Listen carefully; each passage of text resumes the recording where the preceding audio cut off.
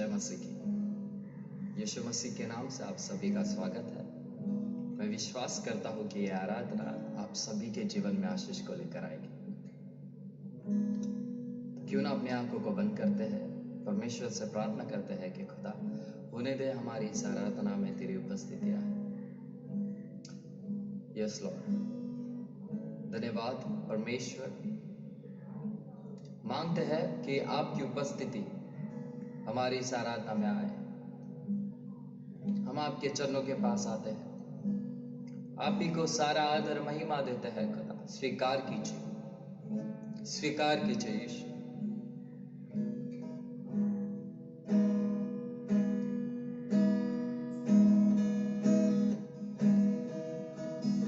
आजा प्रभु, तू आजा प्रभु, आजा प्रभु, तू आजा प्रभु, आजा प्रभु, तू आजा प्रभु, आजा प्रभु, तू आजा प्रभु।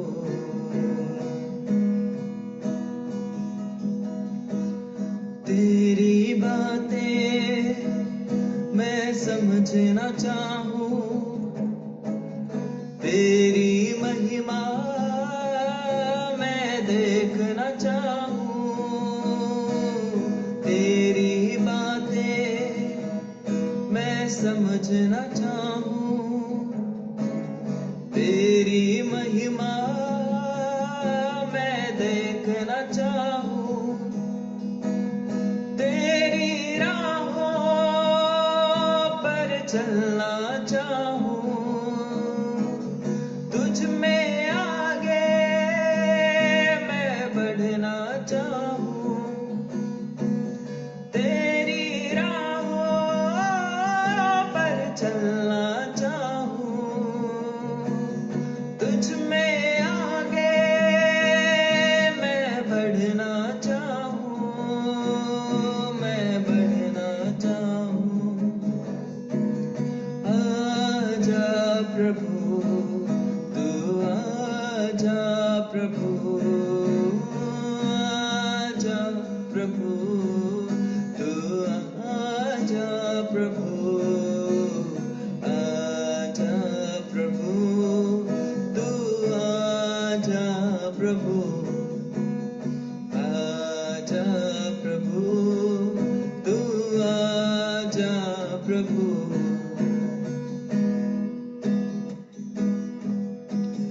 आँखें ना खोलूं मैं जब तक तू ना आए, सुन ले तू यीशुआ, यीशुआ, मेरी सब दुआएं।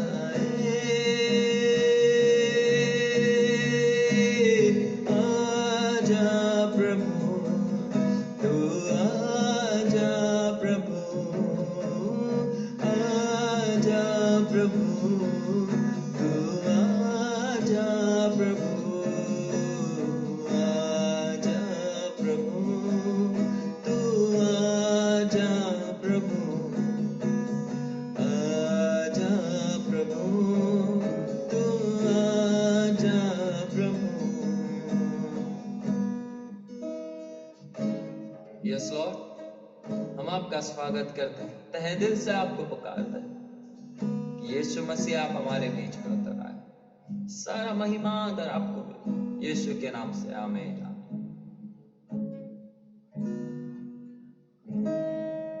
हालेलुया, आमीन।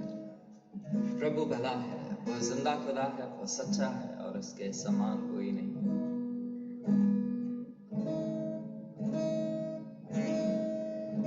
क्यों ना इस वक्त हम उसके नाम को पुकारेंगे, सारी महिमा उसको देंगे।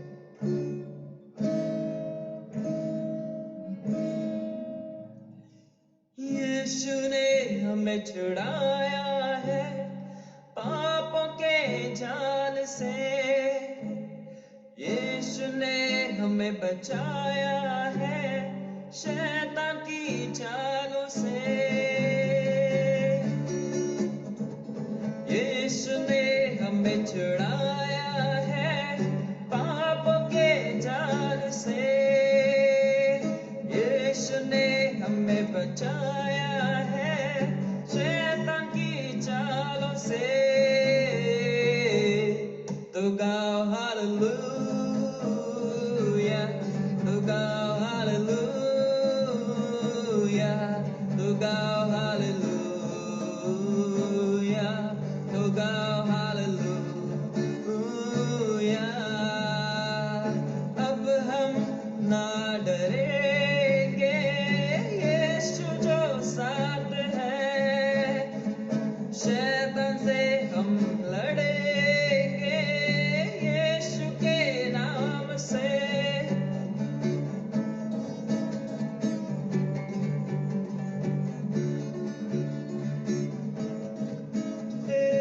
अब हम ना डरेंगे, यीशु जो साथ है। शैतान से हम लड़ेंगे यीशु के नाम से। तो गाओ हालेलुया, तो गाओ हालेलुया, तो गाओ हालेलुया, तो गाओ हालेलुया।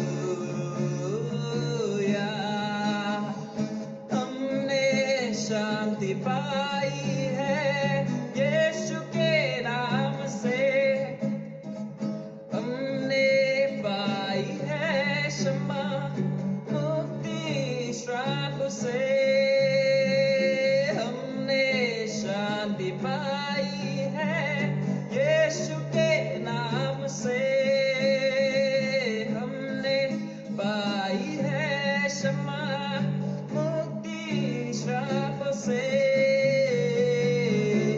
तो गाओ हालेलुया, तो गाओ हालेलुया, तो गाओ हालेलुया, तो गाओ हालेलुया, तो गाओ हालेलुया, तो गाओ हालेलुया, तो गाओ हालेलुया, तो गाओ हालेलुया।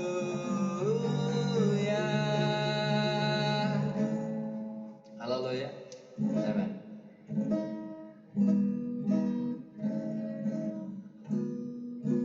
हमने ही यीशु के नाम से शांति पाई, चंगाई पाई है। आमेन, हालेलुया। मैं विश्वास करता हूँ कि आज आप जो कोई भी अगर बीमार अवस्था में है तो परमेश्वर आपको इस वक्त छू रहा है और चंगाई दे रहा है। आमेन। आपको इस बीमारी से आजाद कर रहा है।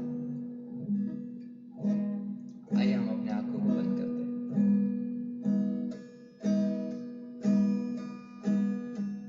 कहेंगे खुदा से, प्रभु तेरे जैसा कोई नहीं।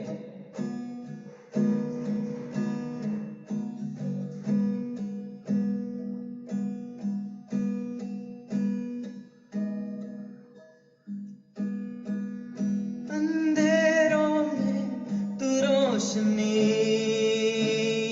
है, तू ही मंजिल, तू रास्ता भी है। तू है जहाँ न कुछ कमी है, तेरा ही नाम जिंदगी है। अंधेरों में तू रोशनी है, तू ही मंजिल, तू रास्ता भी है। तू है जहाँ न कुछ कमी है, तेरा ही नाम जिंदगी है। हालेलुया,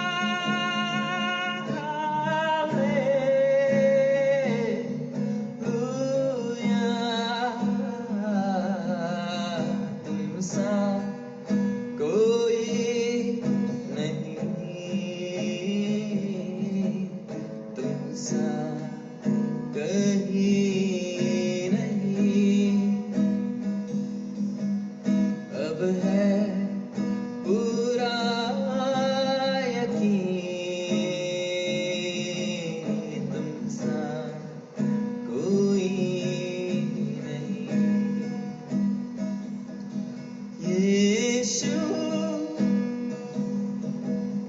मसीह हो महिमा तेरी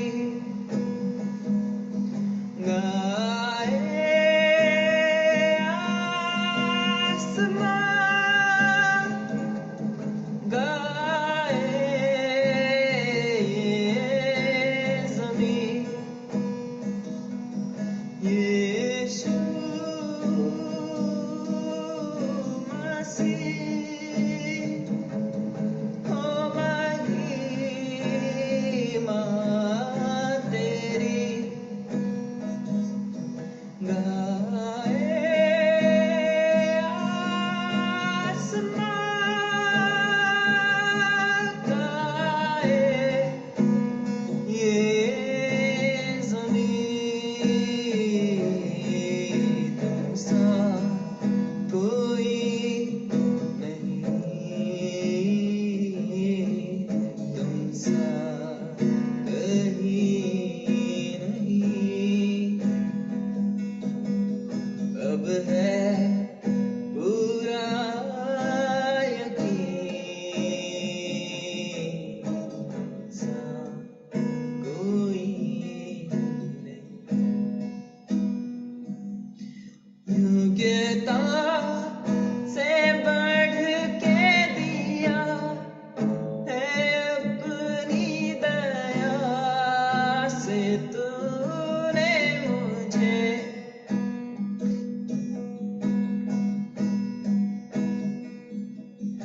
योग्यता से बढ़ के दिया है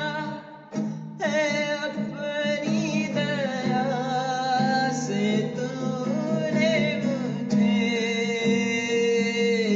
मांगने से ज्यादा मिला मुझे आभारी हूँ प्रभु मैं मांगने से ज्यादा मिला मुझे आभारी हूँ प्रभु मैं धन्यवाद के साथ स्तुति गाऊंगा है यीशु मेरे खुदा उपकार तेरे हैं बेशुमार कोटि कोटि स्तुति धन्यवाद कोटि कोटि स्तुति धन्यवाद यस लॉर्ड आप ही ने हमें योग्यता से बढ़कर दिया आप ही को सारा आदर महिमा स्तुति और प्रशंसा यीशु मसीह आप ही के नाम को ये सारी आराधना देते हैं सुनिए और कबूल कीजिए पिता आमीन हालेलुया आमीन मैं विश्वास करता हूँ कि ऐसा आराधना में परमेश्वर की उपस्थिति ने आपको भर दिया मैं विश्वास करता हूँ कि इस आराधना के जरिए आपने आशीष को पाया है और जैसे ही हम सब परमेश्वर की उपस्थिति में जब भी जाते हैं तो एक चीज हमेशा हम देखते हैं कि खुदा हमें अपने आनंद से भरता है तो मेरा विश्वास है कि अगर आप इस आराधना में परमेश्वर के उपस्थिति में गए हो तो आपने जरूर आनंद को प्राप्त किया होगा आमीन शांति को परमेश्वर के प्राप्त किया होगा आमीन विश्वास करता हूँ कि आशा करता हूँ कि आपको परमेश्वर ने आशीष किया है आमीन जय मसीह की आप सभी को प्रभु आशीष करे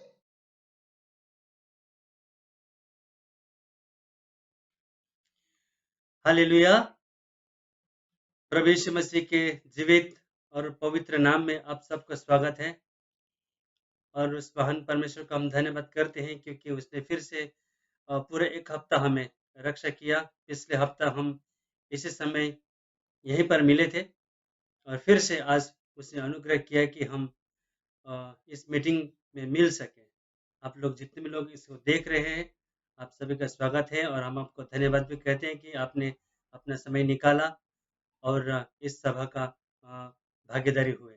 आइए हम दुआ करते हैं। परमेश्वर पिता, आपको धन्यवाद करते हैं। आपने हमें मौका दिया कि हम इस मीटिंग में शामिल हो करके प्रभु आपका महिमा कर सकें, क्योंकि हम जो कुछ भी करते हैं आपका महिमा के लिए ही करते हैं। उसके अलावा हमारा कोई भी मकसद नहीं है पिता परमेश्वर। हम हमारा नाम ऊंचा करना नहीं चाहते प्रभु, और हम आपका नाम ऊंचा करना चाहते हैं स्वामी। चाहे वो वचन सुनने के द्वारा हो, चाहे वचन बोलने के द्वारा हो, प्रभु हर जरिए से हम आपका महिमा करना चाहते हैं। और आज भी आप हमें सहायता करें कि हम चुपचाप बैठ करके आपका वचन सुने और आपका महिमा कर सकें। हमारे कान को आप खोल दीजिए पिता परमेश्वर। मैं अपने आप को भी आपके हाथ में अर्पण करता हूँ। आपके कल्वरी क्रूस के नीचे आता हूँ, और प्रभु आप मुझे अपने उपस्थिति में छुपाइए, ताकि प्रभु मैं जो भी बोलूँ वो मेरा शब्द न हो करके एकदम आपका शब्द होने पाए पिता। मान महिमा पर आपको देते रह जाओ। यीशु के नाम से मांगते हैं, आमीन। एक बार फिर से आप सबका स्वागत करता हूँ, और आपकी उपस्थिति में प्रेरित का पुस्तक, उसका 8वां अध्याय, उसका 26 से आगे हम सीखेंगे आज। और प्रेरित 8वां अध्याय में अलग अलग कैरेक्टर्स हैं, और खास करके जब प्रेरित का 7वां अध्याय खत्म हुआ, प्रेरित के 7वां अध्याय खत्म के साथ ही वहां पर यरूशलेम में चर्च के अगेंस्ट जो परसिक्यूशन था वो स्टार्ट हुआ है। सो जब स्टीफन को पथराव किया गया, वहां से ही परमेश्वर का जो कलीसिया है उन पर सतावट शुरू हुआ। उसके बाद ये 8वां अध्याय में भी ऐसे ही चल रहा है। जब हम 8वां अध्याय के शुरू में पढ़ते हैं तो हमको ऐसा पता चलता है कि साउल जो है अपना पूरा जोश में है, चर्च को खत्म करने के लिए, तोड़-फोड़ करने में, लोगों को बंदी बनाने में, जेल में डालने में, है ना? साउल एकदम जोर-शोर से काम कर रहा है। सो वो देख करके हमको ये पता चला है कि खाली अपोस्टल जो है, प्रेरित लोग, वो लोग तो यरूशलेम में रह गए, लेकिन बाकी जो लोग हैं वो यहाँ-वहाँ बिखर गए। नहीं? इस तरह से फिलिप जो है सामरिया में जा करके प्रचार करता है, और सामरिया के लोगों को वो प्रभु में लाता है। नहीं? उस बीच में वर्ष 26 आते-आते ने परमेश्वर के एक दूत जो है फिलिप को आके कहता है कि तू दक्षिण की ओर जा, दक्षिण की ओर जा, और यरूशलेम के साउथ में जो है एक डेजर्ट है, जो रास्ता यरूशलेम से गाजा की ओर जाता है, वहां पर जाने के लिए कहता है। अब एग्जैक्टली मुझे भी पता नहीं है कि उसका डिस्टेंस कितनी होगी, दूरी कितनी होगी, पर इतना मैं जानता हूँ कि सामरिया जो है यरूशलेम के नॉर्दर्न साइड में है, यानी कि सामरिया अलग शहर है और यरूशलेम अलग शहर है। सो फिलिप को वो पूरा पार करके उस तरफ जाना है, वो डेजर्ट रोड में जाना है, जो यरूशलेम से होकर के गाजा को जाता है। सो परमेश्वर हमें जो भी मिशन देता है, कोई जो भी काम बोलता है, वो बिना मिशन का नहीं बोलता है, उसके पीछे कुछ ना कुछ उसका रीजन रहता है। और परमेश्वर की अच्छी बात यह है कि हम जो है अपने आप को अगर अवेलेबल करें, तो वो फिर किसी भी तरीके से वो काम को करके लेता है, और उसका काम करने का तरीका बिल्कुल अनोखा ही होता है। जैसा हम मनुष्य लोग करते, उस परमेश्वर का काम वैसा नहीं होता है। परमेश्वर का काम बिल्कुल अलग होता है। जब हो जाने के बाद हम सोचते रहते हैं कि कैसे हुआ, कैसे हुआ। इसी तरह मैं सोचता हूँ कि फिलिप ने जो डिस्टेंस पार की सामरिया सिटी से लेकर के उस जगह तक, पता नहीं उसको कितने घंटे लगे होंगे, या कितने घंटे लगने चाहिए किसी भी एक नॉर्मल आदमी को, क्योंकि बाइबल बताती है उसको तो आत्मा उठा करके लेके गए, ऐसा बोलता है। जैसे फिलिप तैयारी हुआ तो उसको आत्मा वहां पर लेके गया, और बोलते हैं कि वहां पर एक इथोपियन हायर ऑफिसर है, वो जो है यरूशलेम में भक्ति करने के लिए आया था, और भक्ति करके वो वापस जा रहा था, और वो बाइबल बताती है कि यशायाह का पुस्तक में से कुछ हिस्सा को पढ़ रहा था, और हमें समझ में ये आता है कि वो यशायाह 53 का 7 और 8 पढ़ रहा था। तो आत्मा जो है फिलिप को कहता है कि तू उस रथ के पास में जा, और फिलिप जो है रथ के पास में जाता है, और ये जो इथोपियन ऑफिसर जो है, यूनोक जो है, वो जोर जोर से पढ़ रहा होता है। शायद उसको आदत होगा कि जोर जोर से पढ़ने का, क्योंकि हम लोग भी जब स्कूल में थे तो हमें भी पता चलता है कि कोई कोई विद्यार्थी लोग चुपचाप एकदम साइलेंटली पढ़ाई करते थे, जबकि कोई कोई जोर जोर से पढ़ते थे। और जब हम उसको बोलते थे कि तू इतना जोर से मत पढ़, सबको डिस्टर्ब होता है, तो वो क्या बोलता था कि मेरे को आदत है और जोर से पढ़ूंगा तो ही मुझे समझ में आता है, नहीं तो नहीं आता है। तो हो सकता है कि ये इथोपियन ऑफिसर का भी ऐसे आदत होगा जोर जोर से पढ़ने का। पर जो भी है, उस समय वो जोर जोर से पढ़ रहा था और फिलिप ने उस चीज को सुन लिया। तब फिलिप ने जाकर के उससे पूछता है कि आप जो भी पढ़ रहे हो, आपको कुछ उसमें से समझ में आ रहा है? तभी ये ऑफिसर बोलता है कि जब तक मुझे कोई समझाएगा नहीं, तब तक मुझे कैसे समझ में आएगा? है? इस बात से मुझे ये पता चलता है कि ये ऑफिसर में एक गुण तो पहले से था कि जो उसको समझ में नहीं आ रहा है, उसको बार-बार पढ़ने का, ताकि समझ में आए। और उसके बाद फिर भी उसको समझ में नहीं आता है और कोई समझाने के लिए तैयार हो, तो उसका जो है सुनने के लिए भी तैयार है। आजकल हम जो है बहुत सारे लोग ऐसे होते हैं कि हम दूसरों को सिखाना पसंद करते हैं, लेकिन कोई हमको सिखाता है या कोई हमको करेक्ट करता है तो हमको वो अच्छा नहीं लगता है, नहीं। परंतु ये इथोपियन ऑफिशियल, ऑफ कोर्स उन दिनों में ये एक बहुत बड़ा सरकारी अधिकारी था और फिर भी वो परमेश्वर का वचन पढ़ रहा है और अब उसको सुनने के लिए और खासकर सीखने के लिए वो रेडी हो रहा है। मतलब सीखने के लिए किसी का किसी का सुनने के लिए तैयार हो रहा है और वो अपना रथ को रुकाता है और फिलिप को ऊपर आने का आदेश देता है, नहीं। तो फिलिप ऊपर आ जाता है। एक सेकंड के लिए मैं सोचता हूँ कि फिलिप इतना दूर से वहां से सामरिया से यहाँ तक पहुंचा है, वो कितना थका होगा, कितना स्वेटिंग हो रहा होगा, या फिर जिस जगह पर वो खड़ा था वो चल रहा था, वो एक मरुभूमि था, डेजर्ट था, तो वहां पे कितने धूल होंगे। और ये ऑफिसर का जो चैरेट है वो तो कितना साफ सुथरा होगा। पर फिर भी जो है उसको फिलिप को ऊपर बुला करके वो बाजू में बिठा लेता है, नहीं। और उसके बाद फिलिप से पूछता है कि ये जो भविष्य डॉक्टर जो बात कर रहा है, वो किसके बारे में बात कर रहा है? वो खुद के बारे में बात कर रहा है या किसी और के बारे में? और अगर हम तैयार हैं, तो परमेश्वर जो है सेवा करने का मार्ग निकाल ही लेता है। तो इथोपियन का ये क्वेश्चन पूछने के कारण फिलिप को अच्छा मौका मिल गया, नहीं। तो फिलिप ने क्या किया फिर, वो जिस पैसेज को वो पढ़ रहा था, उस पैसेज से ही उसने स्टार्ट किया और उसने पूरा सुसमाचार सुना दिया। और पूरा सुसमाचार सुना दिया, यहाँ तक सुना दिया कि जब वो लोग थोड़े पानी तक पहुंचे, कहीं पहुंचा तो पानी मिला उनको, वहां पर इथोपियन बोलता है कि फिर यहाँ पे पानी है, तो मेरा अब मुझे कौन बपतिस्मा लेने से रोक सकता है? हालांकि इथोपियन फिलिप ने उसको पूछा कि हाँ, अगर तू मन से तैयार है, विश्वास करता है, तो बपतिस्मा दे सकता हूँ। क्योंकि फिलिप जब सामरिया में सेवा करता था, तो फिलिप ने देखा था कि वहां पर एक साइमन करके एक जादू वाला भी था। वो भी बपतिस्मा में तो लिया, उसने वचन सुन करके बपतिस्मा लिया, पर उसके बारे में उसको थोड़ा बहुत मालूम था फिलिप को। तो फिलिप ने इसको कंफर्म करके पूछा कि अगर तू मन से प्रभु पर विश्वास किया है, तो बपतिस्मा दे सकता हूँ। तब वो दोनों ये बोलता है ना, मैं विश्वास करता हूँ।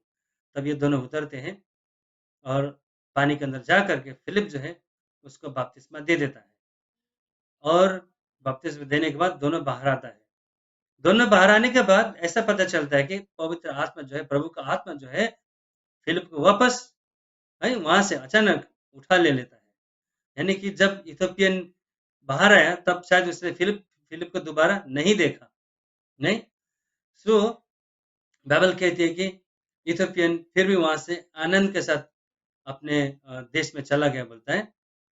और मैं किसी हिस्ट्री को पढ़ रहा था एक बार, इसी को ये इथोपियन के बारे में पढ़ रहा था, तो वो हिस्ट्री में मुझे ये पता चला कि ये इथोपियन जो है जा करके नॉर्थ अमेरिका में एक बड़ा चर्च बनाया। शायद उससे पहले नॉर्थ अफ्रीका में, शायद उससे पहले वहाँ पे चर्च नहीं था।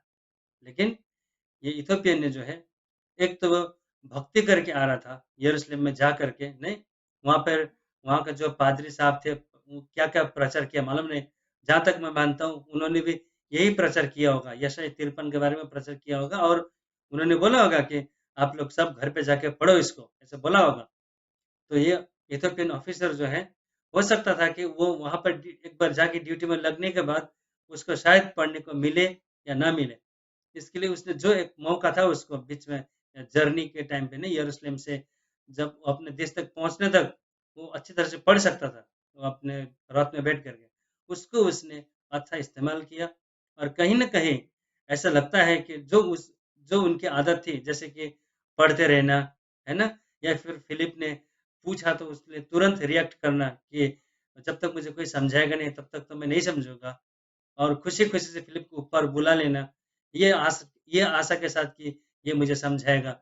इसका मतलब ये है कि कहीं न कहीं वो प्रार्थना भी कर रहा होगा मन में। देखिए बाइबल में बहुत सारी चीज़ें ऐसी हैं जो रिकॉर्ड नहीं किया गया है, पर हमें ऐसा समझ में आता है कि हो सकता है कि वो शायद प्रेयर भी कर रहा होगा प्रभु से कि प्रभु कोई तो मुझे समझाने वाला भेज, नहीं? ये मेरे को समझ में तो नहीं आ रहा है, तू मेरे से बात कर। अलग-अलग तरह से वो प्रार्थना कर रहा होगा और उसका इच्छा वही होगा कि जो भी पोर्शन वो पढ़ रहा था, वो किसके लिए है, उसका मीनिंग क्या है। तो जो है, हो सकता है कि उसके प्रार्थना के उत्तर में ही, नहीं? जैसे कि पुराने नियम में पहले राजा 17 में हम पढ़ते हैं, जब एलिय्याह को उस सारफत के विधवा के पास भेजता है। हालाँकि विधवा ने क्या किया, क्या नहीं किया, उससे पहले बाइबल में ख़ास कुछ ज़्यादा लिखा नहीं है, मुझे तो मिला नहीं अभी तक। पर मुझे ऐसे समझ में आता है कि शायद विधवा ने उसको प्रभु से प्रार्थना किया होगा, नहीं? कि प्रभु अब तो मेरे पास लास्ट मील ही बचा है, उसके बाद क्या करने का? हो सकता है विधवा ने वो प्रार्थना किया होगा। इसके लिए जब एलिय्याह से परमेश्वर ने बात की, तो परमेश्वर ने कहा कि मैंने तेरे लिए सारफत के वहाँ पर एक विधवा को आज्ञा दिया है। मतलब तेरे मतलब खाने-पीने का बंदोबस्त मैंने उधर करके रखा है। दैट मीन्स हो सकता है कि शायद वो विधवा प्रार्थना की होगी परमेश्वर से और उसके प्रार्थना के उत्तर में उसने एलिय्याह को उसके घर में भेजा होगा। ये जहाँ तक समझ में आता है। इसी तरह यहाँ पर भी ये यूनुक भी प्रार्थना करता होगा कि प्रभु मैं पढ़ रहा हूँ, लेकिन मेरे को समझ में नहीं आ रहा है। मैं यरूशलेम गया, मंदिर में गया, वहाँ से अटेंड करके सर्विस अटेंड करके भी आया। वो पादरी ने प्रचार भी किया, मुझे फिर भी समझा नहीं। लेकिन मुझे ये समझने का है और आप मुझे समझाओ करके शायद वो प्रार्थना किया होगा, जिसके उत्तर में जो है परमेश्वर ने फिलिप को वहाँ पर भेजा, हम कह सकते हैं। तो यहाँ पर एक आदमी का मन परिवर्तन होता है, वो रथ के ऊपर मन परिवर्तन होता है, नहीं? वो रथ पर बैठा था, रथ पर बैठे-बैठे उसने वचन सुना और वहाँ पर उसका मन परिवर्तन हो गया। और ये आदमी कोई छोटा-मोटा आदमी नहीं था, नहीं? जैसे मैंने इतिहास में पढ़ा कि उसने जा कर के नॉर्थ अफ्रीका में एक बड़ा चर्च स्टार्ट किया और मेबी वो शायद वहाँ का प्रथम चर्च हो सकता है। माने कि परमेश्वर के लिए वो कितने महिमा का कारण है कि अगर कोई व्यक्ति नहीं रास्ते में प्रभु को ग्रहण करे, नहीं रास्ते में उसका मन परिवर्तन हो और जा करके वो प्रभु की महिमा के लिए एक बड़ा चर्च बनाए, उससे बड़ा चीज़ क्या हो सकता है? जैसे कि हम लोग बोलते हैं कि प्रभु जो भी करता है, किसी एक मकसद को लेकर ही करता है, बिना कारण वो कुछ भी नहीं करता है। हमारे जीवन में कुछ भी होता है, उसके पीछे कुछ न कुछ अच्छा ही कारण होता है और ख़ास करके प्रभु का महिमा का ही कारण होता है, नहीं? हम चाहे यूसुफ का जीवन को देखें, नहीं? उसके साथ जो कुछ भी हुआ, लेकिन लास्ट में जाकर के हम देखते हैं तो प्रभु का महिमा का ही कारण हुआ है। या अय्यूब के विषय में भी देखते हैं, उसके जीवन में जो कुछ भी हुआ, लास्ट में जाकर के हमको ये दिखता है कि वो प्रभु का महिमा के लिए हो रहा था, नहीं? या फिर और कितने ही कैरेक्टर्स हमको पुराने नियम में मिलते हैं, जिन्होंने परमेश्वर के खातिर नहीं परमेश्वर के जीवित नाम के खातिर बड़े-बड़े टेस्ट में से होकर के गुज़रे। वो दानिय्येल हो मतलब दानिय्येल के सिंह की गुफ़ा में डाला जाना हो या फिर शद्रक, मेशक, अबेदनगो को आग आग की भट्टी में डाला जाना हो। ऐसा कई सारी चीज़ें हमको मिलता है पुराने नियम में, पर उन सारे बातों का अंत जो है अ, अच्छा होता है। उससे परमेश्वर का नाम का महिमा हो रहा हुआ होता है, नहीं? हम सब पढ़ते हैं। इसी तरह यहाँ पर ये इथोपियन शायद ये सोच के नहीं गया होगा यरूशलेम में। हो सकता है उसका ईयरली जाना होता रहेगा, ईयरली कुछ तो उनका फेस्टिवल होता रहेगा, उसको अटेंड करने के लिए वो जाता होगा। और हम भी जब भी स्पेशली बहुत सारे मसीही ऐसे भी होते हैं ना, लोग बोलते हैं कि वो लोग क्रिसमस के दिन पे चर्च जाते हैं और ईस्टर के दिन पे चर्च जाते हैं और हो सका तो शायद नया साल में भी जाते हैं और गुड फ्राइडे में भी जाते हैं। उसको 4 वो 3-4 दिन को छोड़ के वो लोग चर्च जाते ही नहीं है।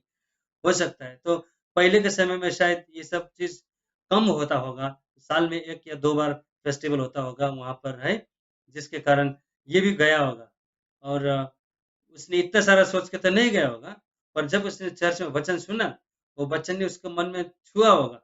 पर उसको फिर भी उसको इतना क्लियरली समझ में नहीं आया होगा, तो उसको और क्लियरली समझने के लिए फिर उसने वो पढ़ना शुरू किया होगा। हो सकता है कि वो पहले भी पढ़ता होगा, लेकिन जब हमने देखा कि वो रथ में पढ़ते-पढ़ते जा रहा था, है? और वहाँ पर प्रभु ने ऐसा मिशन का काम किया, नहीं? छोटा-सा मिनिस्ट्री के लिए फिलिप को उस प्रभु ने वहाँ पर भेजा, नहीं? वो मिनिस्ट्री कितना मिनट करेगा? आधा घंटे करेगा, 1 घंटे करेगा, हमको पता नहीं है। मतलब वो रथ में बैठने के बाद और कितना घंटे उसके साथ सफ़र किया, वो हमको पता नहीं है। पर जो भी है, वो हो सकता है 1 घंटा भी हो सकता है, 2 घंटे भी हो सकता है। पर ये तो पक्का है कि बहुत लंबा मिनिस्ट्री तो नहीं था, कुछ छोटा मिनिस्ट्री था, नहीं? अदरवाइज़ फिलिप तो सामरिया में ही बिज़ी था, नहीं? फिलिप तो सामरिया में वेल नोन भी हो चुका था, सब लोग उसको जानते थे, पहचानते थे और वहाँ पर उसका सब कुछ अच्छा चल रहा था। लेकिन कभी-कभी परमेश्वर हमको सब कुछ अच्छा परिस्थिति में उठा करके ऐसे निर्जन भूमि में है, जैसा ये जहाँ पर ये गया डेज़र्ट एरिया में भेज दिया गया, ऐसा हमको भी भेजा जा सकता है, नहीं? पर परमेश्वर जब भी भेजता है, वो एक अच्छा मकसद को लेकर के भेजता है। क्योंकि उसके बाद फिलिप के बारे में ज़्यादा कुछ लिखा नहीं है फिर बाइबल में, नहीं? हमें इतना पता है कि प्रेरित 6 अध्याय में जब थोड़ा-सा कंट्रोवर्सी हुआ था, नहीं? जो ग्रीस में से कन्वर्ट हुए जो ज्यूस लोग हैं, उन्होंने कंप्लेंट की थी कि ये दूसरे ज्यूस को कंप्लेन किया था कि हमारे विडोज़ को, हमारे गरीब लोगों को तुम लोग ध्यान बराबर नहीं दे रहे करके। तभी वो लोग ने फिर 12 अपोस्तल पूरा जमा होकर के बोलता है कि तुम लोग कोई 7 लोग चुनो तो ताकि ये सब रिस्पॉन्सिबिलिटी जो है हम उनको दे सकें। तो उसमें से फिलिप भी एक नाम था जिसको वो लोग ने चुनकर सामने लाया था। है? और वो फिलिप जो है चैप्टर 8 में जब हम पढ़ते थे स्टार्ट जब ये परसिक्यूशन स्टार्ट हुआ तो फिलिप वहाँ से जाकर के सामरिया में चला गया। वहाँ पर उसने प्रचार का काम किया और वेरी मच उसका मिनिस्ट्री उधर ही था पूरा। लेकिन अचानक परमेश्वर ने उसको वहाँ पर भेजा एक बड़ा मिशन के लिए है और हमने देखा कि वो इथियोपियन खुशी-खुशी के साथ प्रभु को प्राप्त करने के बाद बपतिस्मा होने के बाद खुशी-खुशी के साथ वापस लौट जाता है। और जो बाइबल में लिखा नहीं है वो तो यही बात है कि उसने जाकर के नॉर्थ अफ्रीका में बड़ा सा चर्च शुरू किया, है? और हो सकता है कि परमेश्वर के लिए वो प्रथम कलीसिया थे वहाँ का। अब ये यहाँ पर खत्म हो जाता है नहीं? एक व्यक्ति जो है एक बड़ा व्यक्ति, छोटा भी नहीं, बहुत बड़ा व्यक्ति, सरकारी अधिकारी जो है, अब वो रथ पे बैठे-बैठे उसका मन परिवर्तन हो चुका है और वो पूरी रीति से परमेश्वर का हो चुका है वो। ऐसे ही हम प्रेरित का 9 अध्याय में जाते हैं और प्रेरित के 9 अध्याय में फिर हमको दूसरा व्यक्ति मिलता है, शाऊल जिसका नाम है और शाऊल के बारे में हमने बोला इसका शाऊल का नाम पहली बार प्रेरित 8 अध्याय में आया है, नहीं शुरू-शुरू में आया है। तो बोलते हैं ना जब स्टीफन को लोग पत्थर मार रहे थे तभी शाऊल भी उधर खड़ा था। एनीवे तो शाऊल जो है अब यहाँ पर प्रेरित 9 में शाऊल के बारे में ही एकदम जाना जाता है। अगर कोई पूछेगा प्रेरित 9 बोलते ही लोग बोलेंगे कि हाँ, वहाँ पे शाऊल के बारे में लिखा है। तो ये शाऊल जो है प्रेरित 9 में एकदम जोश में था। वो अपने उसका मिशन क्या है कि जो भी प्रभु का नाम लेने वाले लोग हैं, उनको पकड़ना, उनको बंदी बनाना, उनको जेल में डाल देना, हो सके उनको सताना। शायद उससे उसके आगे भी उसने बहुत कुछ किया होगा, जो बाइबल में तो बहुत लिखा नहीं है। पर जो भी है, वो जो भी करता था, वो अच्छा नहीं करता था और उसका मकसद एक ही रहता था कि जितने भी प्रभु के नाम लेने वाले लोग हैं, उनको सताना, उनको खत्म करना, उसका उतना ही सोच रहता था, है? और अब जो है शाऊल यहाँ पर भी फरीसियों के पास जाता है, वहाँ के जो चीफ प्रीस्ट है, उनके पास जाता है और उनसे बोलता है कि एक ऑथराइज़ेशन लेटर माँगता है, नहीं? कि मैं दमिश्क से जाऊँ और वहाँ पर भी जितने भी लोग मुझे मिले, जो प्रभु का नाम लेने वाले हो, वो चाहे स्त्री हो, पुरुष हो, सबको पकड़ के बंदी बना करके यरूशलेम में लेकर के आऊँ। तो वो ऑथराइज़ेशन लेटर लेकर के अब वो निकल जाता है दमिश्क के लिए, नहीं? और ऐसा उसने पहले भी बहुत बार किया होगा और इस बार भी वो वही कर रहे हैं। लेकिन रास्ते में जब वो दमिश्क के करीब-करीब पहुँच गया था, तभी अचानक स्वर्ग में से जो है, आकाश में से जो है, एक ज्योति चमकता है, नहीं? उसके आस-पास और शाऊल जो है, घोड़ा में से गिर जाता है। घोड़ा में से गिर जाता है और ज़मीन पर गिर जाता है वो। उसके बाद आकाशवाणी होती है, नहीं? आकाश से आवाज़ आता है कि शाऊल, शाऊल, तू मुझे क्यों सताता है? और ये पूछता है कि अ, आप कौन हैं प्रभु? ऐसा पूछता है ना शाऊल, हू आर यू लॉर्ड? ऐसा पूछता है, आप कौन हैं? जहाँ तक मुझे लगता है कि ऐसा नम्र स्वभाव से या ऐसा डरा हुआ शब्द से शाऊल पहले कभी भी बात नहीं किया होगा, नहीं? मुझे लगता है कि पहली बार जो है साउल किसी से डरा है और प्रत्युत्तर में पूछ रहा है कि प्रभु आप कौन है? नहीं, यानी कि मैं समझता हूँ कि उसको जैसे उसने ज्योति देखा और घोड़े पे से गिर गया, तो वहां पर उसका मन परिवर्तन होना शुरू हो गया है। नहीं, प्रेरित 8 में हमने देखा था कि उस इथोपियन का मन रथ में बैठे बैठे परिवर्तन हो गया था, जबकि वहां पर एक धूल में से एक व्यक्ति ऊपर चढ़ा था रथ में। नहीं, फिलिप जो है धूल में था, उसको उसने ऊपर बुलाया रथ के ऊपर। अब यहाँ पर जो है साउल जो है ऊपर बैठा हुआ था, घोड़े के ऊपर बैठा हुआ था, वो नीचे गिर जाता है और नीचे गिरने के बाद अब उसका मन परिवर्तन होना चालू हो जाता है। नहीं, जब उसने आवाज सुना कि साउल साउल तू मुझे क्यों सताता है, तब वो पूछता है कि हे प्रभु तू कौन है? तभी प्रभु बोलता है कि मैं तो यीशु हूँ जिसको तू सताता है। और तू कांटे पर लात चलाना तेरे लिए अच्छा नहीं होगा, बहुत मुश्किल होगा। नहीं, it is hard for you to kick against the prick करके लिखा है इंग्लिश में, है कि मतलब स्पेशली इस चीज को वो लोग जानते हैं जो फार्मर लोग होते हैं, जो खेती में काम करते हैं, और स्पेशली जिन्होंने ऑक्स के साथ काम किया हो। आजकल तो लोग ट्रैक्टर चलाते हैं, इसके लिए ज्यादा पता नहीं चलेगा, पर पहले के लोग ऑक्स के साथ काम करते थे और ऑक्स को वो लोग ने नोज में एक थ्रेड डाल के रखते थे, और उसका मकसद ये था कि अगर ऑक्स थोड़ा राइट या लेफ्ट हो गया तो उसका वो थ्रेड खींच लेने का और वो सीधा ट्रैक पे आ जाता था। नहीं, सो कांटे पे लात मारना भी ऐसा ही है। किसी का ऑक्स का नोज का थ्रेड खींचने में जितना पेनफुल होता है उसको, वैसे कांटे में लात मारना भी वैसे ही है। यानी कि प्रभु का कहीं ना कहीं कहना था साउल से कि साउल बस हो गया, तू बहुत टेढ़ा गया। नहीं, तू बहुत टेढ़ा गया, अब तेरा टेढ़ा जाना बस हो गया। अब इनडायरेक्टली हम सिंपल भाषा में कहें तो प्रभु जैसे साउल ऑक्स का नोज में से थ्रेड को खींचता था, वैसे ही साउल का भी परमेश्वर ऐसे थ्रेड खींच रहा था ताकि उसको पेन हो, नहीं, ताकि वो सही रास्ते में आए, राइट ट्रैक में आए। तभी फिर साउल और नम्र होकर के बोलता है कि तो प्रभु आप क्या चाहते हैं कि मैं करूं? नहीं, पहले उसने इतना ही पूछा था कि प्रभु आप कौन है। अब जो है साउल जो पहले अपनी मन मर्जी से करता था, नहीं, वो अपने मन मर्जी से जहां चाह वहां जाता था, सताता था, सब कुछ करता था, लेकिन अब वो जो है पहली बार वो किसी से पूछ रहा है कि आप क्या चाहते हैं कि मैं करूं। यानी कि अब जो है साउल इतना परिवर्तन हो चुका था कि अगर कोई उसको कोई आज्ञा दे तो शायद वो सुन भी ले और उसको कर भी ले। तो जो है फिर परमेश्वर से उसको उत्तर मिलता है कि ओके तुम उठो, अभी तू उठ और जा, जिधर जा रहे उधर जा, वहां पर तुझे बताया जाएगा कि तुझे क्या क्या करना है। तो यहाँ पर जो है सॉल उठता है तो उसको क्या पता चलता है कि उसका आंख जो है बंद हो चुका है। तो परमेश्वर जब उसका मन परिवर्तन हो गया तो उसके मन की आंखें तो खुल गई, लेकिन जो बाहर की आंखें थी वो बंद हो गई। ऐसा हो गया, नहीं, जो भी हो, लेकिन उसके जो साथीदार उसके साथ थे वो लोग ने उसको हाथों हाथ पकड़ के उसको जहां तक जाना था वहां तक लेके गया। और यहाँ पर फिर एक अलग होता है कि वो एक ये हनन्याह करके एक प्रभु का चेला था दमिश्क में, जो अच्छा चेला था, क्योंकि ये जब साउल आगे जा करके उसका टेस्टिमनी देता है, प्रेरित 22 अध्याय में आसपास में कहीं तो है, वो उसने उस हनन्याह का टेस्टिमनी देता है।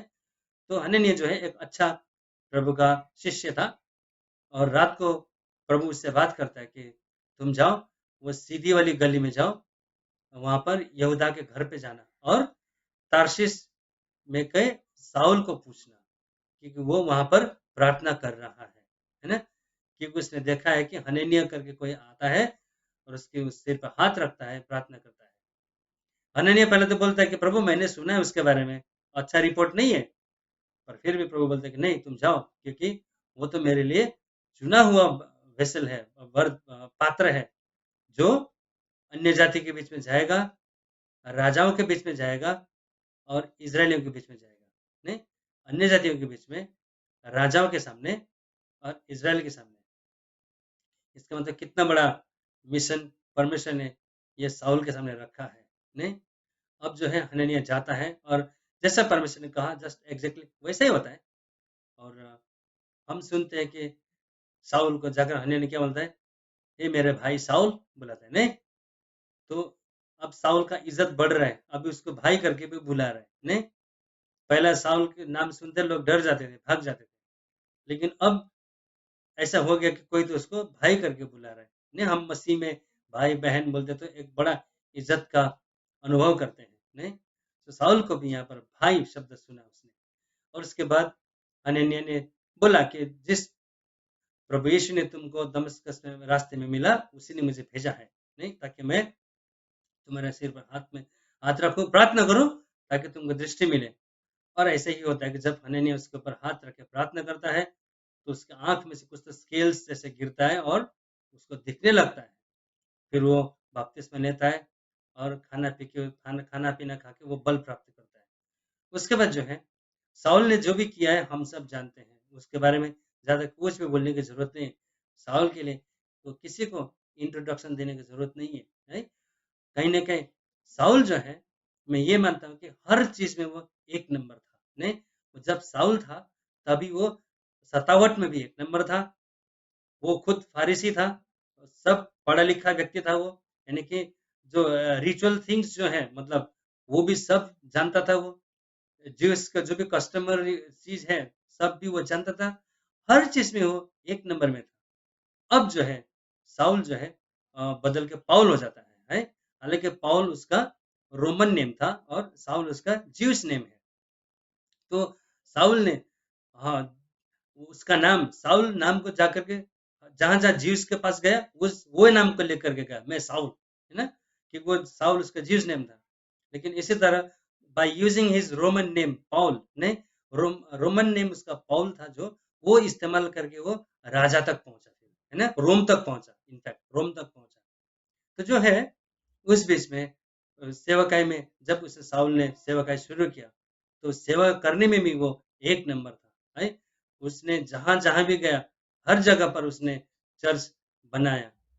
जहाँ तक मेरे को लगता है कि शायद शायद एक ही जगह है, जो बिरिया करके जगह है, वहाँ पर उसने चर्च नहीं बनाया। क्योंकि वहाँ के लोग कैसे थे कि जैसे वो सिखाता था, बैठ के वो लोग एकदम तुरंत बाइबल खोल के जो भी हमको सिखाया वो बराबर है कि नहीं, वो कन्फर्म करते रहते थे। सो नेक्स्ट संडे जब वो प्रीचिंग करने जाता होगा तो ये लोग बोलते रहेंगे, हाँ, आपने बराबर प्रीच किया, हमने पूरा देखा। तो ये सब देखने के बाद साउल को क्या लगा कि ये लोगों को लेटर लिखने की ज़रूरत नहीं है। बाकी जहाँ-जहाँ लेटर लिखने की ज़रूरत थी, उसने हर जगह पे लेटर लिखा, जो आज हम हमारे लिए एक अच्छा पत्री बन गया है ना, हम पौलुस के पत्री करके अलग-अलग कलीसिया में जो लिखा उसने, वो हम पढ़ते हैं और उससे से हमको बेशक बहुत आशीष भी मिला है। तो पौल जो है, एक ऐसा व्यक्ति था, वो बहुत बुद्धिमान था वो, नहीं? मतलब अच्छे-अच्छे बुद्धिमानों को वो चुप करा सकता था। डिबेट में उसको कोई हरा नहीं सकता था। नहीं, पॉल का एक और क्वालिटी ये था कि वो बोल्ड भी था, मतलब किसी भी से वो डरता नहीं था। परमेश्वर को भी ऐसे ही चाहिए, नहीं?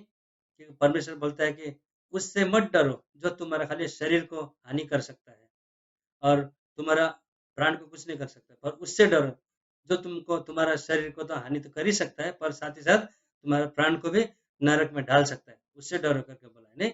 सो एग्ज़ैक्टली पॉल ऐसा ही था, नहीं? पॉल मनुष्य से कभी भी नहीं डरता था।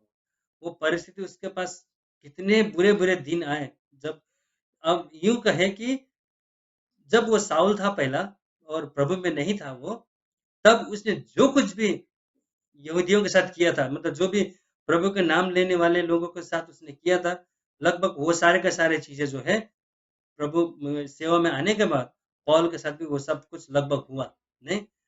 तो उससे बल्कि उससे बढ़कर हुआ। हालाँकि पौलुस इतना अच्छी तरह से बोलता है कि क्रूस पर ने जब यीशु को चढ़ाया गया, तो जितने तकलीफ उस पर पड़ी और उसमें जो कुछ बाकी रह गया, उसको मैं झेल रहा हूँ और उसको कंप्लीट मैं कर रहा हूँ, पॉल ऐसा बोलता है। He was more happy about his weakness, नहीं? वो अ, उसके कमज़ोरी पर वो ज़्यादा आनंद मनाता था। वो बोलता था कि मैं तो मेरे कमज़ोरी पर घमंड करता हूँ, बोलता था पौलुस, नहीं? हम लोग जो है वी वांट कम्फर्ट, हमारे जीवन में हमको कम्फर्ट चाहिए, नहीं? तकलीफ नहीं चाहिए। पर ये पौलुस जो है, उसके जीवन से हमको ये सीखने को मिलता है कि वो सच्ची में नंबर 1 था और आज भी तो कितने ही मिशनरियों के लिए वो एक बड़ा रोल मॉडल है। बहुत सारे जो बड़े-बड़े प्रीचर्स जो हैं, वो पौलुस को अपना रोल मॉडल मानते हैं। उनके डॉक्ट्रिन को वो लोग फॉलो करते हैं, नहीं? सो परमेश्वर का धन्यवाद हो कि सच में एक ऐसे व्यक्ति को परमेश्वर ने परिवर्तन कर दिया। लेकिन जो यूनक था वो रथ पर परिवर्तन हो गया, नहीं रथ पर उसका मन परिवर्तन हो गया। लेकिन साउल जो है वो घोड़े पे से उसको गिरना पड़ा और उसके बाद वो धूल में जब गिरा तभी जाकर के वो परिवर्तन हुआ। नहीं कहीं ना कहीं it's a sign of humble, नहीं हमें नम्र होना जरूरी है। नामान के बारे में जब हम चर्चा करते तो नामान के लिए भी वही जरूरी था कि वो अपना घमंड को छोड़ दे, यरदन नदी में जा करके 7 बार डुबकी लगाए। उससे नहीं हो रहा था, पर जब प्रभु की इच्छा हो तो उसको रोक तो नहीं सकता फिर, नहीं क्योंकि नामन के बारे में पढ़ने के पीछे मैं कहीं न कहीं व्यक्तिगत रूप में ये सोचता हूँ कि शायद नामान को अगर कोढ़ी था, वो भी ऐसे नहीं था, वो परमेश्वर की योजना था करके ही उसको ये हुआ, ताकि उसमें से परमेश्वर का महिमा हो। क्योंकि डेफ़िनेटली नामान एक बड़ा प्रतिष्ठित व्यक्ति था, नहीं आराम का। सो कहीं न कहीं जा कर के वो वहाँ अपने देश में जा कर के कभी न कभी तो उसने परमेश्वर के लिए कुछ न कुछ किया होगा, नहीं? जो बाइबल में लिखा तो नहीं है, पर मैं एक चीज़ ज़रूर मानता हूँ कि परमेश्वर जब किसी-किसी का मन परिवर्तन कराता है, तो वो खाली वो अकेले के लिए नहीं होता है। वो जा कर के किसी और के लिए, किसी गाँव के लिए, किसी देश के लिए वो अच्छा होता है। सो यहाँ पर भी पौलुस जो है, पहला तो उसको जब फरीसी था, नहीं? फरीसी लोगों का एक एक घमंड रहता था ना, जैसे कि पौलुस खुद बाद में जाकर के कोरिन्थियों के जब लिखते समय 1 कोरिन्थी का शायद 22 में लिखा है ना कि ग्रीक लोग जो है ज्ञान बुद्धि को खोजता है और यहूदी लोग जो है वो मिरेकल्स को खोजता है। उनको चमत्कार चाहिए और हम जानते हैं कि जब यीशु मसीह भी जब सेवकाई में थे, तभी भी फरीसी लोग यीशु से क्या बोलते हैं कि हम आपसे कुछ जीना चाहते हैं, नहीं? यानी कि वो लोग जो है ये चीनो चमत्कार में उलझ के रह गए और ग्रीक लोग जो है ज्ञान बुद्धि और रिसर्च के बीच में उलझ के रह गए और असली जो सुसमाचार था वो दोनों में से किसी ने ठीक से ग्रहण नहीं कर पाया, नहीं? लेकिन धन्यवाद पौलुस के लिए कि पौलुस एक ऐसे व्यक्ति था कि उसको भाषा भी बहुत आती थी, नहीं? अलेक्जेंडर द ग्रेट के बारे में हम चर्चा करते हैं। वो प्रभु यीशु मसीह के समय से लगभग 300 साल पहले 300 साढ़े 300 साल पहला अलेक्जेंडर द ग्रेट जो है अपने मिशन पर बाहर निकला था, है?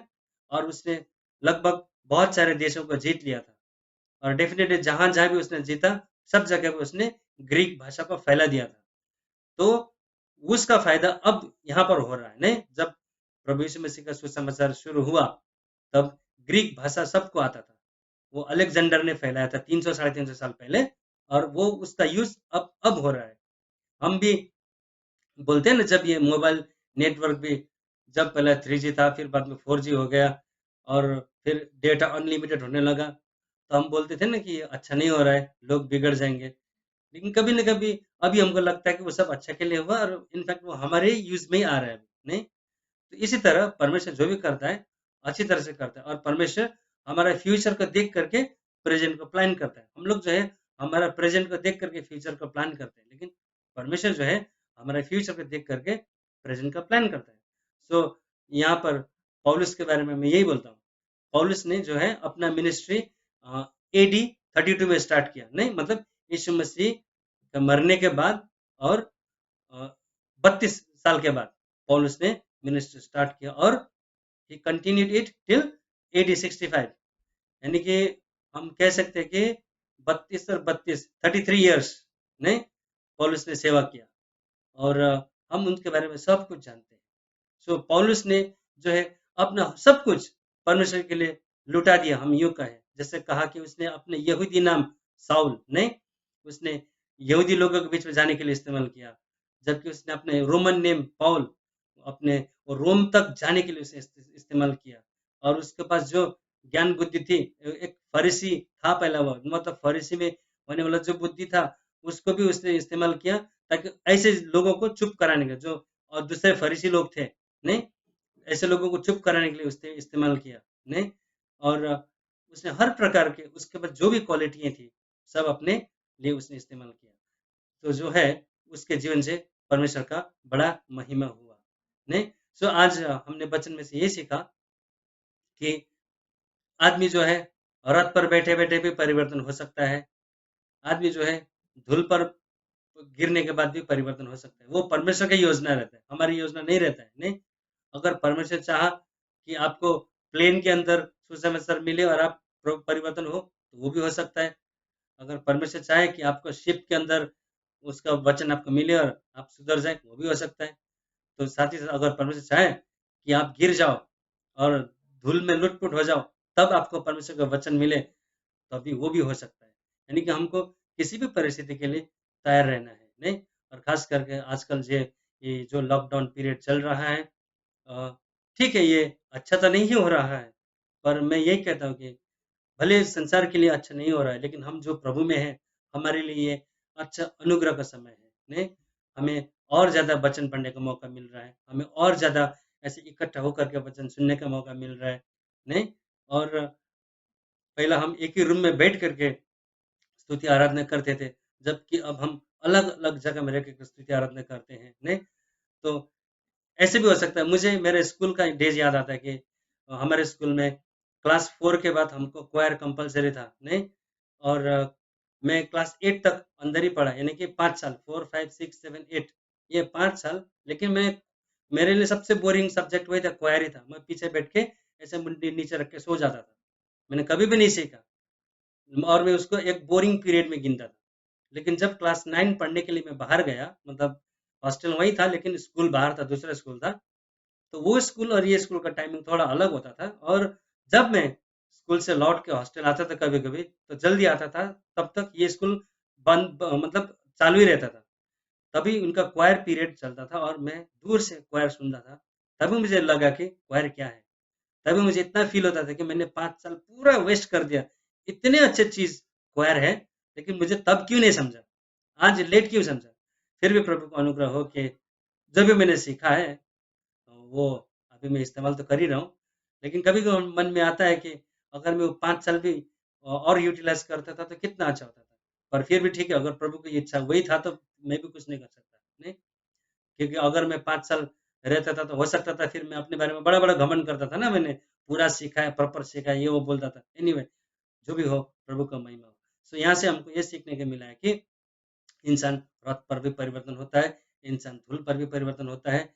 इथियोपिया ने परिवर्तन होने के बाद नॉर्थ अफ्रीका में जाकर के बड़ा-सा कलीसिया स्टार्ट किया, नहीं?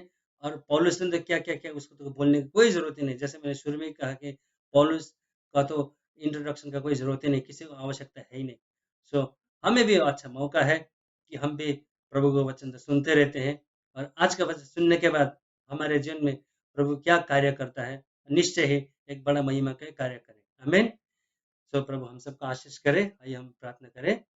स्तुति योग्य महान परमेश्वर पिता, आपको धन्यवाद करते हैं। प्रभु आपने हमें ये 2 व्यक्ति, एक इथियोपियन ऑफिशियल जो था और दूसरा पौलुस पिता परमेश्वर जो साउल था, फिर बाद में पाउल बना पिता परमेश्वर। हमने इन दोनों के बारे में सीखा और ये दोनों जो है इथियोपियन ऑफिशियल जो था, वो एक कन्वर्टेड ज्यूस था, लेकिन उसको आपका वचन नहीं आता था, नहीं समझ में आता था। पर उसके अंदर एक अच्छी गुण ये थी कि वो सीखना चाहता था पिता परमेश्वर। और जब उसको फिलिप ने एक ऑफर किया कि आपको समझ में आता है क्या? तो उसने खुशी से, प्यार से, इज़्ज़त के साथ उस फिलिप को, जो शायद धूल में लुट-पुट हुआ रहेगा, पिता वो पसीने-पसीने हुआ रहेगा, फिर भी उसने अपना नीट एंड क्लीन रथ में उसको बुलाया, बिठाया, वो भी बाजू में बिठाया और उससे प्रभु जी आपका वचन सुना, सीखा और हमने पढ़ा कि वो यहाँ तक सीखा कि उसने बपतिस्मा तक भी ले लिया और हमने बाद में ये भी सुना कि उस नॉर्थ अफ्रीका में जाकर के पिता उसने एक कलीसिया स्टार्ट किया, क्योंकि उसने जो पाया था प्रभु वो अपने में सीमित में नहीं रखा। वो चाहता था कि वो बाँटना चाहिए, क्योंकि उसको जो कुछ मिला है वो कुछ ऐसी चीज़ है जो अकेले रखने से उसको फ़ायदा नहीं है। वो बाँटेगा तो वो और बढ़ेगा, उसको और आशीष मिलेगा। और उसका ये चर्च कलीसिया बनाने से कितने ही लोग प्रभु मसीह में आए होंगे, कितने लोग ने प्रभु आपको जाना होगा, पहचाना होगा। हालाँकि ये इथियोपिया के बारे में अब और कहीं लिखा ही नहीं है पिता। बस वो छोटी-सी पिता हार्डली 9-10 वर्ष का रहेगा पिता, पर उससे ज़्यादा नहीं रहेगा। लेकिन उसके बाद पिता वो उसके बाद बाइबल में उसका कहीं चर्चा नहीं है। इवन वो फिलिप भी पिता परमेश्वर, उसके बाद उसका चर्चा कहीं भी नहीं है। उसको आपने थोड़ी देर के लिए इस मिशन पर लगा दिया और फिलिप ने भी उस मिशन को प्रभु आपके सहायता के द्वारा, मदद के द्वारा उसको अंजाम दिया पिता परमेश्वर। धन्यवाद पिता। फिलिप जैसा प्रभु हमें भी बनाइए ताकि हम भी ऑल टाइम अवेलेबल रहें। इथोपियन जैसा हमें भी बनाइए ताकि हमारे अंदर सीखने की चाहत हो, और अगर हमको कुछ मिल जाता है तो फिर हम उसको अपने तक के सीमित ना रख करके पिता परमेश्वर औरों तक भी पहुंचाने का इंतजाम हम कर सके पिता। फिर हम पौल के बारे में चर्चा करते हैं प्रभु। पौल सचमुच प्रभु आपने जैसे कहा कि वो तो मेरे लिए चुना हुआ वेसल है, जो यहूदी के पास, अन्य जाति के पास जाएगा, फिर राजा के पास जाएगा, फिर इज़राइल के पास जाएगा। और उसकी सेवकाई में हमें पता चलता है कि जब भी वो मिनिस्ट्री में कहीं भी गया, पहली बार वो यहूदी लोगों के पास गया, पर जब यहूदी लोग ने ठुकराया तो फिर अन्य जाति के पास गया। और वो बेशक वो राजा के पास भी गया, और राजा के पास जाकर के भी उसने सुसमाचार बड़ा साहस के साथ सुनाया परमेश्वर का। प्रभु हम चाहते हैं कि वो पौल में जो भी गुण था प्रभु, वो गुण हमारे अंदर भी हो, ताकि हम भी पौलुस की तरह ही बने, ताकि हम किसी मनुष्य से ना डरे पिता परमेश्वर, पर हम आपसे डर रखें पिता। इस समय हम सब मिल करके प्रभु ये कोरोना वायरस के लिए भी दुआ करते हैं। पूरे विश्व में ये फैला हुआ है। पिता हम यही चाहते हैं कि आप दया करिए ताकि कोरोना वायरस जल्दी से जल्दी खत्म हो जाए। जो भी इसका वैक्सीनेशन के लिए ट्राई कर रहे हैं प्रभु यीशु मसीह, अनुग्रह करना कि उनको आप ज्ञान और बुद्धि दीजिए ताकि उनको जल्दी से जल्दी इसका इलाज मिल सके पिता परमेश्वर। हे परमेश्वर, जितने भी लॉसेस हुआ है ये कोरोना के कारण, हम बहुत दुखी हैं उसके बारे में, पर हम इस बारे में सुखी भी है, खुशी भी है कि हमें प्रभु आपने सुरक्षित रखा है, अपने लोगों को आपने बचा करके रखा है। और बाकी जितने भी लोग बचे हैं, जो आपने हमारे लिए प्रभु एक प्रभु भोजन के रूप में रखा है, जिसको हम आपके बारे में सुसमाचार सुनाएँ ताकि वो लोग भी बच जाएँ। पिता, आप हमें सहायता करना कि किसी न किसी रूप से प्रभु, वो चाहे प्रार्थना के द्वारा हो, चाहे वचन के द्वारा हो, या किसी भी रूप से हम उन तक पहुँच सकें, ताकि प्रभु उनके जीवन में कार्य हो और वो बच जाए पिता परमेश्वर। पिता, हमारे महाराष्ट्र स्टेट के लिए प्रार्थना करते हैं, हमारे मुंबई सिटी के लिए प्रार्थना करते हैं प्रभु। ये लोकल ट्रेन जल्दी से जल्दी स्टार्ट होने के लिए प्रभु आप दया करना, क्योंकि ये अभी भी फिलहाल ये लोकल ट्रेन स्टार्ट होने का कोई चांसेस नहीं है। पर फिर भी अगर आप चाहें तो आपके लिए तो अब 1 सेकंड का भी काम नहीं है पिता।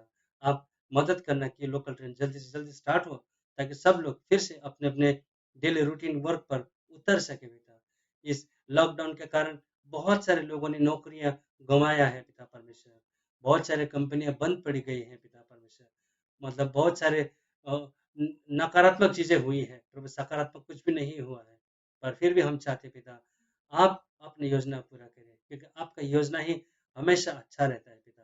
प्रभु हमें आप मदद करना कि हमारे पास कुछ हो या ना हो, हम आपको धन्यवाद कर सकें। पौलुस ने प्रभु फिलिप्पी की पुस्तक उसका 4वाँ अध्याय में कहा है कि I know what it is to be in need and what it is to have surplus. पिता मतलब मैं जानता हूँ कि घटी क्या है और सफिशिएंट क्या है। पिता परमेश्वर, आप हमें सहायता करें कि हमारे घटी कमी में भी और हमारे सरप्लस में भी हम आपको विदाउट फेल धन्यवाद कर सकें। पिता परमेश्वर, इस मीटिंग को सक्सेसफुल बनाने के लिए प्रभु, जिन्होंने भी हाथ बढ़ाया है प्रभु, टेक्निकली और बाकी हर हर ज़रिए से पिता परमेश्वर, वो लोग ने अपना-अपना कला को या इसके पीछे इन्वेस्ट किया है पिता, उनको भी आप आशीषित करना। और जो लोग इसको देख रहे हैं या फिर बाद में देखेंगे पिता परमेश्वर, सबको भी आप आशीषित करना पिता, क्योंकि वो लोग हमें नहीं देख रहे हैं, वो लोग आपको देख रहे हैं पिता। और जिन्होंने भी आपकी ओर दृष्टि की, उनके चेहरे ने ज्योति पाया है और उनका चेहरा काला नहीं हुआ है। पिता, आपका वचन हर एक के जीवन में पूरा होने पाए। जीसस कॉल्स के लिए प्रार्थना करते हैं स्वामी। जीसस कॉल्स प्रभु यीशु मसीह इस समय काफ़ी कठिनाई से गुज़र रहा है पिता। पूरा मिनिस्ट्री को चलाना, मैनेजमेंट को सँभालना काफ़ी कठिन की चीज़ है प्रभु। पर फिर भी हम आपसे यही प्रार्थना करते हैं कि हर एक मुश्किलों को आप आसान बना दीजिए पिता। आप अपने वचन के मुताबिक आप आगे-आगे जाइए, ताकि इस मिनिस्ट्री के लिए प्रभु एक सीधा रास्ता खुले। सारे क्रिकेट रास्ता जो है सीधा हो जाए, और सारे टेढ़े-मेढ़े रास्ते भी सीधा हो जाए, और हर एक जो इम्पॉसिबिलिटीज़ है वो पॉसिबल हो, और सारा सौरव जो है वो जॉय में कन्वर्ट हो। पिता परमेश्वर, हम यही प्रार्थना करते हैं स्वामी। एक बार फिर से जीसस कॉल्स पूरी रीति से खुला हो, और आपका स्तुति, आराधना, महिमा जैसे पहले होता था उससे बेहतर हो। हम हम यही चाहते हैं स्वामी। आज के दिन आपने हमें दिया उसके लिए धन्यवाद। सारा मान, महिमा, गौरव आपको देते स्वामी। यीशु के नाम से मांगते हैं।